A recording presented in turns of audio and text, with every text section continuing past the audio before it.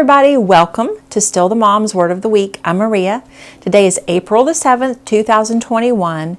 Today I want to talk to you about a topic that has totally changed my life, but that I don't really talk about that often on Still the Mom.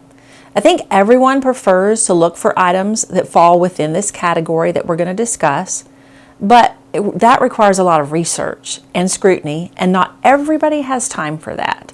Perhaps some of my studies and research and findings would be helpful to you. So the word that I want to talk about this week is the word natural. And the definition of the word natural is existing in or produced by nature. It's not artificial and it's not imitation. What's funny about that is I've always been the kind of girl that loves natural materials around my house. I love wood, metal, glass. I don't like for my wood to be painted. It's just me, so I guess I was kind of destined to look for this kind of word in my research. But when I looked up the word natural, there were about 10 different definitions and many paths that I could have taken in looking at this word. I could have talked to you about one's innate ability, which is one of the definitions. That's an innate ability to do something. In other words, something that somebody might say is a natural talent. My son Matthew has a natural talent for music. My daughter Katherine has a natural talent for photography and other things. And my other daughter Abigail has a natural talent for organizing and caring for large groups of people. Obviously, they have more talents than that, but that's just one to kind of get us started. So I could have talked to you also another definition about my hair in its natural state. It's neither been dyed nor processed, at least recently. And that is so that I won't pull out the natural waves in the curls. And I honestly kind of like this little gray streak right here. So I don't mind that it's left natural. But the definition that I chose to talk about is a piece of my journey from the past 7 years. And I've talked a little bit about this on social media. So if you want more details, you could probably find it there. But one thing that I've done over the last 7 years is I've moved a little bit more toward a natural way of living. So what I want to know, and I ask you a question, do I have any other people out there who are label readers?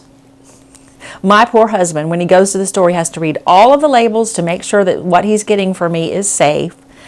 There are times that I'm sure that people wonder what I'm doing when I'm standing in the aisles of the store reading labels. Well, let me tell you something. I'm looking for ingredients that I can't pronounce, and I'm looking for ingredients that might be harmful.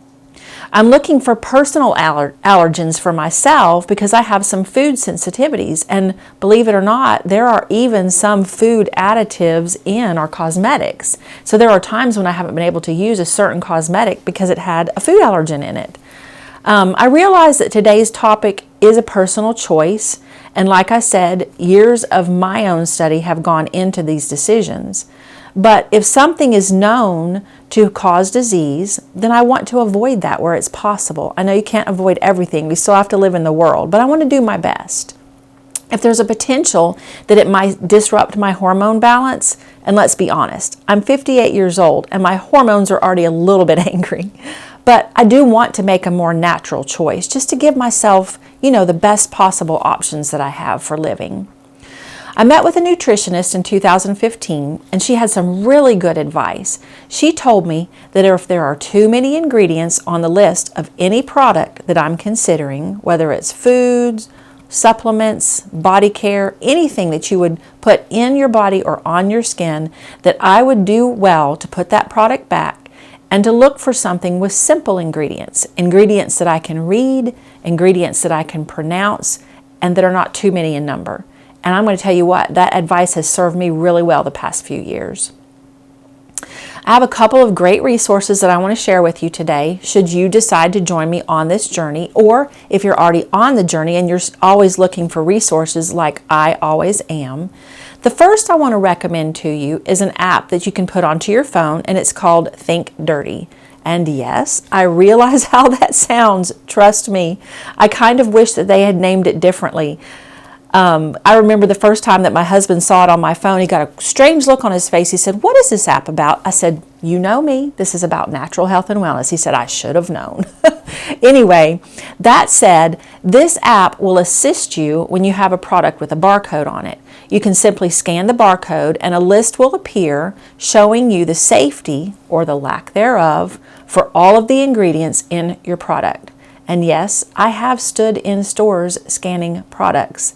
I remember one time I was in a certain store and one of the workers went by the aisle and looked down the aisle really strange at me, and he's like, I'm sure he was wondering what I was doing. I was scanning products to see if it was something I wanted to purchase.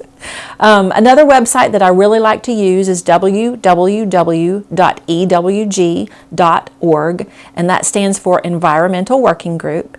You can type in, once you're there, you can type in any ingredient or a product or even a company name, and you're going to get a reading on the safety of those items.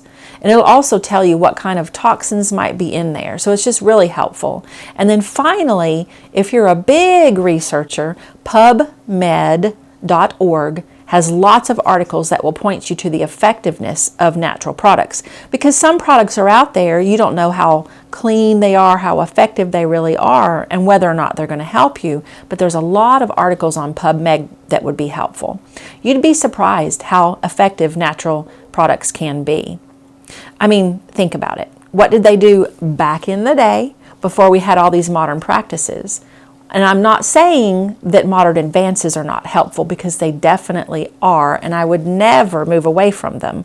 But I am saying that sometimes going back to the simple basics, it can be really effective, and you can help negate some of the side effects that you might experience. I've studied all kinds of areas. I've studied essential oils. I've studied homeopathy. I've studied some of the dangers of some of our various medical procedures and substances. And you know, it's all about being informed. And then if you choose to go forward, at least you know.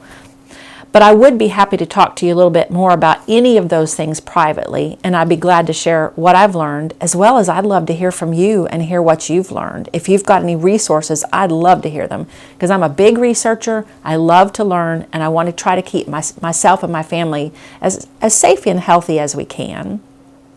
But the important thing I want to say again is that you have to do your research for yourself. You're intelligent, you're creative, and you have a mind of your own. So just do the research before you put anything in your body or on your body. Look up what's in it and then make an informed decision.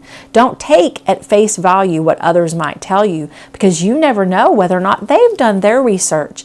They might just be telling you something that they've heard from somebody else without ever having researched the facts. As long as you've done your due diligence and you've made an informed decision, then you should feel empowered with your choices. I think I'm going to go eat some natural ice cream.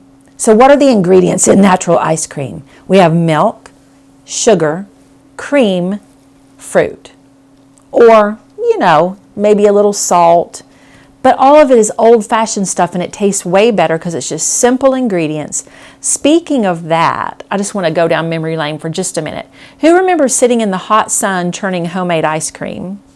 Now that's some good natural yumminess right there. So when we were younger, my dad, oh my goodness, I think my dad probably would have been a good candidate for all this natural health and wellness stuff, especially if we're talking about ice cream.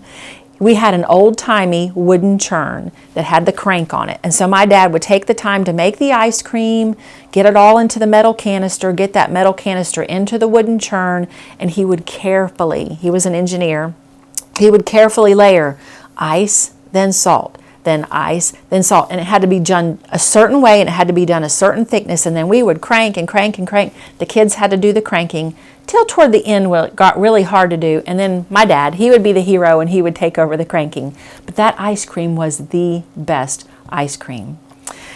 Before we end, I want to just ask you for something. If you've enjoyed this video, or if you are enjoying the other words of the week from Still the Mom, would you please take the time to like the video?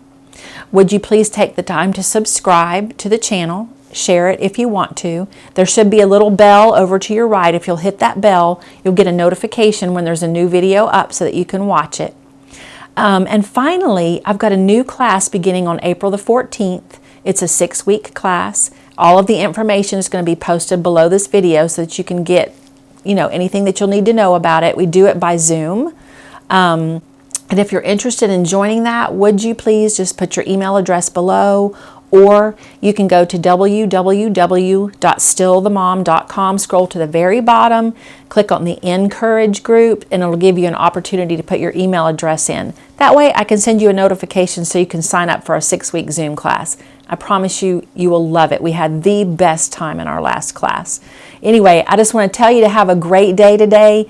Thank you for once again tuning in to Still the Mom's Word of the Week.